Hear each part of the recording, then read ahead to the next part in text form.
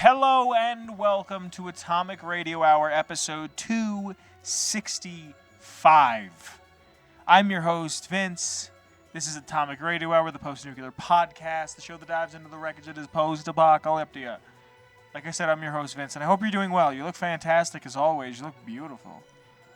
What are you doing differently? Because you just look good, man. Good enough to eat. Light that ass up with some butter. Anyway, welcome to the show. Real quick, I just want to say, I don't know if I spoke about this last week or not. Still don't have my laptop, and it's going to be a lot to fix it. Figured out what it is, and my OS just died.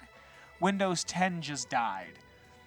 The place that I'm going to bring it to, that I've been bringing it to, wants to charge me to do it, and I know how to do it. It's not a hard thing to do. It's just, I'd rather pay someone to do it to make sure that it's done correctly.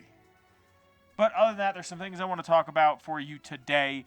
I want to talk to you a little bit about why we're remaking, remastering games and what that means. I want to talk to you about a small town in Boston, and then we'll wrap it up nicely. So starting off, I want to talk about this thing that Kyle sent me the other day, that if you follow me or you follow Atomic Radio Hour on Twitter or X, whatever I'm not calling it X. Whatever. If you follow me anywhere, you've probably seen this, and I want to read this real quick for you. This comes by way of Next Gen Player on Twitter. Elder Scrolls Oblivion remake in development at Vitreous Games, according to a new rumor, making use of Unreal Engine 5 and expected release by the end of 2024 or early 2025. Now, from Xfire. This is from Xfire. This is written by Ray. Every time. It's always a writer with a name I can't pronounce. Ampalaquio? An unexpected leak from a verified and reliable source suggests Vitreous Games is reviving Elder Scrolls 4 Oblivion for modern consoles. Vitreous Games' former employee can't seem to stop leaking information about its projects. The Singapore-based studio involved in the remake of Metal Gear Solid 3 was leaked by a former employee's LinkedIn page. It took years before Konami confirmed this with the game's announcement earlier this year. Now, a former employee has deliberately dropped intel about what the studio is working on, which appears to be a remaster of Elder Scrolls 4 Oblivion. While Skyrim is the best-selling game in the franchise and one of the best-selling single-player titles of all time, Elder Scrolls 4 Oblivion holds a special place in the hearts of longtime fans. Unfortunately, it hasn't aged too well. Unless heavily modified, Oblivion doesn't hold up compared to Skyrim. But what game holds up to a game from 5-10 years ago? Very rarely does that genuinely happen. If you want to read any of these articles, it'll be linked in the description. I never played Oblivion. I remember someone let me borrow their Oblivion and BioShock disc, I believe it was. And I played BioShock, and I think BioShock is a fine game, if not a little overrated. I played Oblivion because someone had told me that if I loved Fallout 3, then I would love Oblivion, because it's Fallout without guns. I played Oblivion, got past the rats, and then it just never took me. Something about it I just didn't really jive with. I just never really liked it, so I'd like to play this. I just hope this isn't a Grand Theft Auto Definitive Edition, where it's GTA 3, GTA San Andreas, and GTA Vice City, and the game looks like ass. All of the things are done using, all the assets are done upscaling with AI, and half the jokes are lost, and CJ looks like a hunchback the entire game because they didn't know how to make it where he could aim or get on a bike or something. I'm excited to see this, like I said, because I've never really played Oblivion. I have a friend who sadly passed away who loved Oblivion, and when Skyrim came out, played the hell out of Skyrim, but kept saying that Oblivion was better, and I disagreed. Then again, I only played about an hour of it, and I remember playing it and people messaging me while I was playing going, man, that's such a good game. Have you played it before? You're in for such a treat. Like, all this stuff, right? And I don't know. It didn't gel with me. I'm not really one for fantasy. I have had the itch to go play Skyrim, and that might just be because I want to walk around in, like, snow-covered areas and with a big axe, and I just want that experience again. I think the cold needs to come back. But I want to see how this goes because I think that they should be doing this for Fallout as well. Like if this works, they should be doing it. I think they should be doing it for Fallout regardless because I looked it up today. Skyrim has sold 60 million copies. Fallout 4 has sold 21 million copies. Now the Skyrim number gets inflated a little bit from what I remember hearing a while back because they sold 360s with Skyrim, and I don't know if that counts all the times that Skyrim was downloaded because it was a free game on like a launcher or some shit. That's what I'm saying, Cap. If they wind up doing the same thing where Cap brings up a really good point that if they outsource this to another company and Skyrim being as big as Skyrim is, like I just said, 60 million copies, they give it to another company and the other company botches it the same way that Grove Street Games, which is a studio that doesn't even exist anymore, if they botch it the way Grove Street Games did, like that's tarnishing the legacy of Skyrim. And that's why I think they should do this with 3 in New Vegas because, one, those games are built pretty much on the same skeleton. It's not necessarily a skin swap, but it's built on a lot of the same framework, obviously. And if you can just bring that over, Fallout 4 didn't sell. It sold about 60 million, or excuse me, I'm sorry. It sold about 40 million copies less than Skyrim. But if you remake these games and they look new, they look pretty, they handle a little better, maybe people will go and buy Fallout again. Maybe that's the strategy with this, though. Maybe the strategy is make Oblivion, do a good job with Oblivion, remake 3, remake New Vegas. People are buying these other games, but also, I don't know, I kind of think they should have went with Morrowind, because I feel like even less people have played Morrowind, but Morrowind has so much to it that's like a true RPG. Like Morrowind, and again, I haven't played it, but everything I've watched and heard about it, Morrowind feels like D&D. Like Morrowind, you walk around and there's no map. It's very much, you have to go to this town, it's to the north. And then you figure out, like, I don't know if there's fast traveling, but you could also mix spells together. So you can make a spell that just instantly kills you, or you can make a spell that makes you jump 40,000 feet in the air, and then it has feather fall, so you can just traverse the map by jumping like the Incredible Hulk. I'm excited to see this because it means that they're opening up to the idea of remaking and remastering. I'm excited to see this because I'm excited to see how this is going to lead up for Fallout stuff. We're not getting another Fallout until the 30s. Like I've come to that point. Like it is what it is. What are we going to do? We're not getting another mainline Fallout game until the 30s. So we're getting Starfield at the end of this year. We're getting Elder Scrolls 6 in like 4 or 5 years. And then we're getting in about 10, probably, like I wouldn't be surprised, 2022 or 2032, 3030, we'll be getting another one. That means 2 years from now, 2 years as of me recording this, like almost a little more, it's like 2 years and 2 months. No, whatever, like 3 months, 4 months is Fallout 4 turning 10. A decade of Fallout 4, a decade of a voice protagonist, a decade of just me wanting a little more. It's a good game. Never said it wasn't a good game. It's just,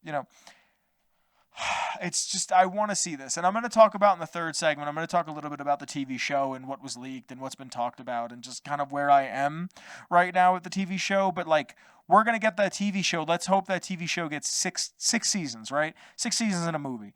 And hopefully it does well. Hopefully it holds everything up. Hopefully it does something positive. But how much can I live off of a TV show when I want to be immersed in a world actually? Like I want to actually explore the world. I actually want to root around. I actually want to find things. That's just my take. I'm excited for this. I want to see what this holds for the future. I want to get into this week's lore. And before I can get into this week's lore, I have to thank some people. Currently, the episode you're listening to is being filmed live in front of a studio audience, which is Captain Lennox. Hello, Captain Lennox. In the description, there's a link to the Patreon. And if you like the show, there is a tier called the Film Live Before a Studio Audience where you get to watch these episodes get filmed live in the Discord every single week about 8:30, between 8:30 and 9 Mountain Standard Time is when I start recording. There's a smaller tier where your voice can be heard when we do the lore for the week. Patreon also picks the lore. You could change your tier at any point in time. I'd love to have you hang out. I'd love to have you be a part of it. If you like the show, the best way to support is just to show it to a friend. But there are some people that I have to thank that support directly from Patreon. And starting from the top, I have to thank the OG Noah. Thank you, Noah. After Noah, I have to thank Danny. Thank you, Danny. After Danny, I have to thank Marcus. Thank you, Marcus. After Marcus, I have to thank Mellow Millhouse. Thank you to Mellow Millhouse. And last, but certainly not least, I have to thank the one, the only fella who's live in front of the studio, live part of the studio audience tonight, Captain Lennox. Thank you to Captain Lennox. Because of you guys, the show continues to grow and get bigger and better every single week. Thank you. Now, for this week, I went to the Patreon, and I wanted to talk about a town. I like, now that I'm getting footage for these events, these places, these things in Fallout, that I can kind of just walk around a town. And one of my favorite towns ever in any Fallout, for various amounts of reasons, is Novak. I really just love the fact that Novak is a hotel, like a little motel area, and that there's like a surrounding area and like workbenches. I really, really love Novak, to the point where I don't even use the Lucky 38 on my playthroughs anymore. I just buy the room, and I use that. No matter if I take Boone or what I do with Gina Mae Crawford, like, none of that matters. I just go to Novak. I have the room. I have my stuff kind of placed. I love the idea of, like, I hang out here, I live here, I do stuff here. Like, I love Novak. And another thing that I wanted to do was a town that I don't really know anything about. So I never did Preston Garvey's quest line. He's like one of the few companions I never did, and because of that, I never really learned the story of Quincy. I knew from friends telling me and what have you, but I wanted to know what Quincy meant in Fallout 4. So this week I went to the Patreon, and if you want to hear any lore, and I mean any lore whatsoever, join the Patreon, because even at the smallest dollar amount per month, your voice is heard in every week's poll when I ask what the lore should be. And this week, by way of Patreon, comes to us the lore on Quincy from Fallout 4.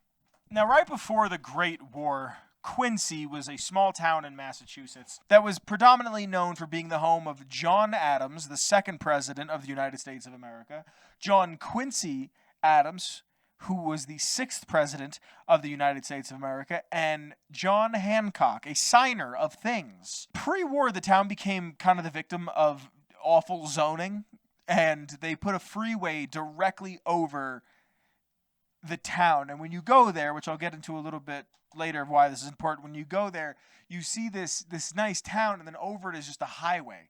And that must be awful for sound. Also, I don't know how it is outside of the U.S., but highways are just kind of dirty. Like, if you're in Kansas and there's nothing but road for the next entire state ahead of you, a 6, 7, 8 hour drive, people just throw shit out of the car. Like, they'll just take bottles and candy wrappers and jars of piss and just toss it out the window. So imagine living there, and all of a sudden, and a candy bar, half a Snicker, just gets thrown at you and lands on your daughter's melon. It's not even just things being thrown, but it's also air pollution. It's noise pollution. There's cars that are going there that are now exerting fumes into the air, and that's right above a city, and that's noise that now the city has to take. I used to live directly in route of a airline, so you would just see and hear that all the time, but you just kind of grow numb to it because it's there. But also, this would block out the sun for how much of the day? So the town is just colder, but also is it hotter because of the fumes? Either way, it's a shitty situation all the way around. Post-war, because of its location, it became a thriving settlement and a hotbed for trade, and the Gunners saw that as well and wanted control of the town as well. Now, the Quincy Massacre, which you may know about if you've played these games before. Mama Murphy, who we have to talk about briefly, who's a psyker, She's one of the only psychers in modern games. I don't know if there is one in 76, but the only one that I can think about, there's one in every game, every modern game so far. 3 has the antagonizer. New Vegas has the forecaster, the psychic kid, and now this one has Mama Murphy. They're people with psychic abilities. I believe the first time they show up is in Fallout 2. And she has the sight, and she can see things that are about to happen in the future. And she has a psychic vision. She uses the sight to see an attack and foretold it to the mayor of Quincy, Mayor Jackson. And Mayor Jackson calls up the Minutemen. And there's a few things I want to read real quick directly off the wiki. I get all of my lore off of fallout.fandom.com, the Nukapedia, if you will. Now, you can find a paper note just called Mama Murphy's Note in Quincy. And it says, I sent Surges to talk to Mayor Jackson about what I saw with the sight. I mixed up another cocktail and I can feel it starting to take hold. Want to see if getting the mayor to call for his help changes the vision. Sturges and Jackson have been trying to get me to stop using, but they haven't seen the things I have, so I've hidden my stash out of the balcony in case they come over while I'm still under. I have a feeling we're going to need the sight again if we're going to make it through this. You can actually overdose Mama Murphy by continuously using the sight. My one playthrough that I actually used it on, I only used it once, and it's during a courser fight, and I just won the courser fight because I gave her drugs. This is from Jun Long, his terminal entry. I can't believe Mayor Jackson is actually trying to get the Minutemen out here based on Mama Murphy's drug-crazed hallucinations. Marcy tried to explain to him that she's just an old loon and we've been refusing to sell her chems anymore. But she's even got Sturgis convinced. Now we're going to have to board and feed a bunch of freeloaders with laser muskets for nothing in return. Kyle's all excited. I'm going to have to break it to him that the Minutemen aren't actually like the stories they heard. And then there's another entry just called She Was Right, again on Jun Long's terminal, that says, I can't believe it. She was actually right. Sloan and Irma were making repairs to the walls and saw them sneaking around that old warehouse. She tried to scare them off, but they're still advancing on the monorail stairs. Then, just when it looks like they're going to break through, the Minutemen actually show up and drive them off. They're led by Colonel Hollis, and Kyle is completely awestruck. Said he is going to join them when he gets older, and has been following them around like a puppy. A group of Minutemen show up to Quincy with, like I said, Colonel Ezra Hollis leading them. Because of their early arrival, they fortified the town pretty successfully. Mayor Jackson actually allows them to use their house as a barracks as a thank you for showing up. All is well and good, but Colonel Hollis's group was just way too small. He sent numerous calls for reinforcements, but no one ever called back. To combat this, Colonel Hollis fortified the tops of houses, hoping to just have gunners' supplies run out. So this is a tactic that I actually really like. He said, I see the writing on the wall. I see that I'm too small. I understand what's happening here. And there's only one thing I can really do, and that's play the waiting game. I feel like in any sort of military combatants, there's two options. Kill them immediately, do the Mike Tyson. Just as soon as they're in front of me, they're no longer in front of me because I've taken them out, or wait them out and starve them. Like just starve them out as long as I can. And that's kind of his plan here. Now there's a terminal entry here. This is from Sturgis. This is just says the Minutemen. Colonel Hollis rolled in with the Minutemen yesterday, and man, did they ever get here in the nick of time.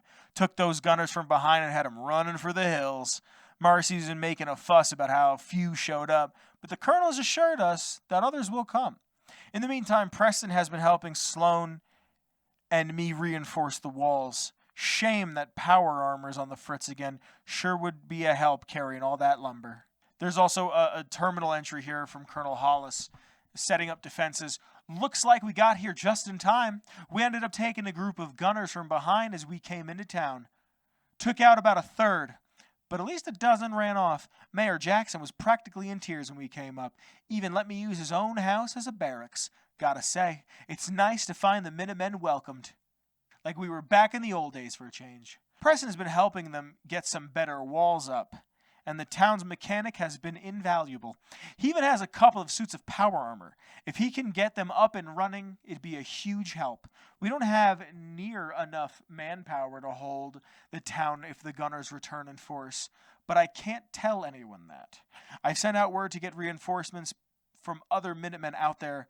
I hope at least Colonel Mawberry will be willing to help. Hear that, kids? In Fallout 4, for some reason, you don't need power armor training. Status report from Colonel Hollis. Last terminal entry I'm going to read for a minute is status report from Colonel Hollis.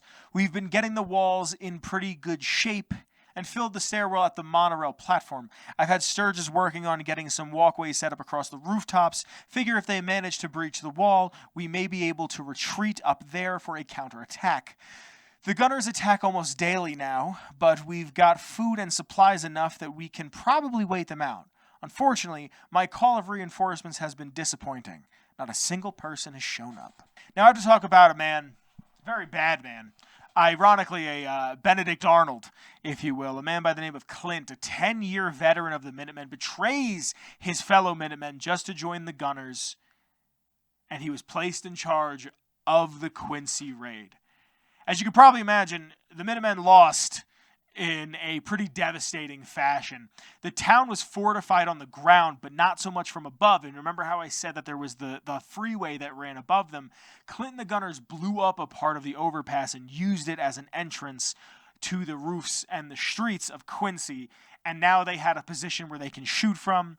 They had covering fire. Now, when the Gunners got to the streets and started destroying what was there, what was of Quincy, they either killed or captured everyone in the camp. Anyone that they had captured, they lost. Because, of course they did. They're militaristic, violent scumbags. Preston Garvey led a group to Jamaica Plain, and the Gunners had killed off some of the following as they followed them to Jamaica Plain. They also, the Gunners also had been taken out by just the wasteland itself. Just the obstacles, be the rolling radiation storms or the monsters or the other raiders, that took a toll, and they eventually gave up. The group made its way all the way up to Concord, and by that time there was only 5 people left. Preston Garvey, Mama Murphy, Sturgis, Junlong, and Marcy Long. Hollis was captured. Colonel Hollis was captured and taken by Gunners and executed by Clint, and this pretty much destroys the Minutemen. The sole survivor can ask, what was the Quincy Massacre? And Preston Garvey says, I thought everyone in the Commonwealth knew about that, where the Minutemen betrayed each other and the other people they were supposed to protect. I was with Colonel Hollis's group. A mercenary group called the Gunners was attacking Quincy. The people there called for the Minutemen to help. We were the only ones that came. The other groups, they just turned their backs on us, on the folks in Quincy. Only a few of us got out alive. Colonel Hollis was dead, so I ended up in charge of the survivors. We never found a safe place to settle. One disaster after another. You saw it how it ended in Concord. Damn, Preston. Any other remaining Minutemen members disbanded and just kind of went out into the wasteland to start their own lives, maybe join other groups. Probably a few of them joined the Gunners. Just a quick note on what Colonel Hollis wrote in his terminal about Clint. He says, today's been a terrible turn of events. One of our own, a 10-year veteran named Clint, showed up at the gate, and at first I thought he had come to tell us reinforcements were on their way, but turns out the bastard has changed sides. He apparently is leading his group of gunners who have been laying siege. He actually had the nerve to try to convince the mayor and me to stand down. I politely informed him that there was not a chance in hell of that happening, and what I would do to his traitorous ass if he showed up again. If someone of his experience is leading them, we better be ready for anything. A real just mess. It really be your own. Like, it always just is your own, dude. Like, it's always the people you love that always turn their back on you. Under the gunner control, Clint is then promoted to lieutenant and is placed in command of Quincy.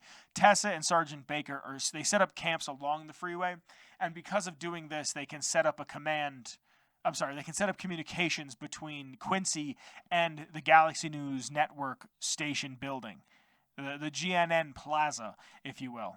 Now, I didn't know how to really write this in, so I want to read it directly off the wiki. Again, I get all of my lore from Fallout.fandom.com. It's put in here, but I wasn't really exactly sure how to like incorporate this into my notes.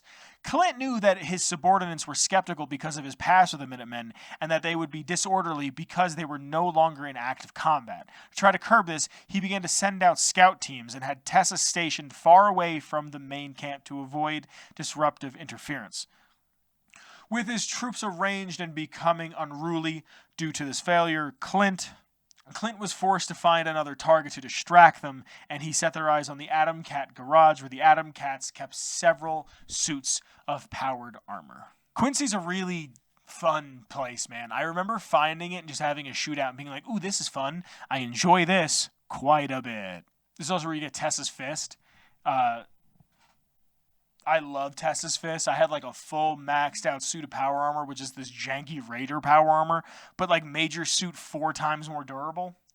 Due to a Creation Club paid mod called Warpaint, if this quest is complete, Warpaint, Quincy will be reclaimed by the Minutemen, and the Gunners will mostly no longer respawn in Quincy. That's neat. Some notes, some behind-the-scenes stuff with you. In the far cell of the Quincy police station, you can find a skeleton who's been trying to tunnel out of his cell with a wooden spoon. When you get there and make yourself known, Clint starts to put himself inside of the power armor. If you take everybody out from a distance, you can actually stop Clint from getting inside of his power armor. If the sole survivor fast travels away from Quincy after killing Tessa, Clint, and Baker, but has not destroyed all of the remaining Gunners, an entire area will respawn upon the survivors' return with a Gunner Lieutenant, Gunner Captain, and a Soltron Dominator in their place. And it all varies depending on what level you are. Each one of your companions actually have some fun quotes to say when you get there. I'll read a couple of them off. Codsworth's when you're on the Freeway Stronghold Bridge will say, I do hope this overpass holds out long enough for us to get back down safely, I should say. At the southeast entrance, Curie can say, I wonder if there's a monument to John Adams here. He was born in Quincy, you know. John Hancock can say at the southeast entrance, Quincy's Gunner territory, at least for now. Preston Garvey will say, we gave the Gunners a hell of a fight, but we never really stood a chance. There were just too many of them. Too few of us. And on the bridge, he'll say, once the Gunners got up here, there was no way of defending the rest of Quincy. It's neat that it's a real-life place. It's neat that they added their own little lore of like, oh, here's the overpass. We totally just, destroyed the way this town works now. It's also just a fun little arcadey shoot 'em up, shot 'em up, did 'em up, down type thing. And I really, really, really like that about it. I remember finding Quincy late, like someone told me about it and going to it and just having fun shooting at people from the streets and the sky and the all over the place. It's really all I have for you this week, my friends, and that is this week's lore. Hey guys, welcome to segment number 3, the segment where I just kind of hang out and talk about something. This week I want to talk about the Fallout show. We were talking about it a little bit in the Discord. Join the Discord if you haven't. If you like the show in any capacity and want to just talk and hang out, join the Discord, because I want to talk about the Fallout show. There was more leaks, and we were talking about it.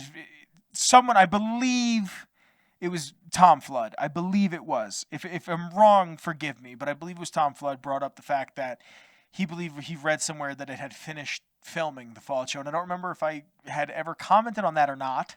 But I just want to bring it up here because it's done. As far as we know, it's done filming. They might do pickups later, but there's also a strike. So who the hell knows what's going on? Support the writer's strike because people are making nothing, and we've been binging content for the past 3 years.